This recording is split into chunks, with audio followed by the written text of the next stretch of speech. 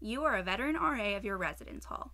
While you think you have mastered time management and honed your study skills, you seem to be just as stressed and exhausted as the rest of the students and staff of the hall. One of the rookies in the hall is your mentee. He is on call on this stormy Thursday night.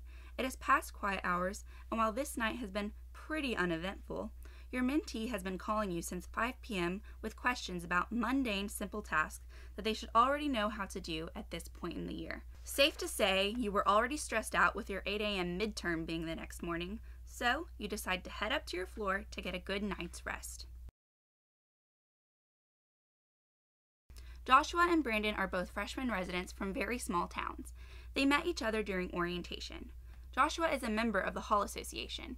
He is well known and well liked in your hall, and he seems to have a lot of potential. You and Joshua have gotten close over the semester. However, Brandon has been a bad influence on Joshua since move-in day.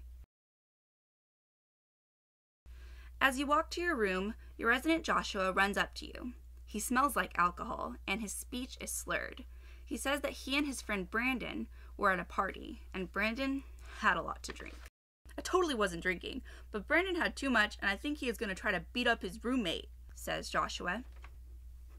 You do not know Brandon's roommate, Max, but you do know Brandon, mainly because of his negative reputation in the hall.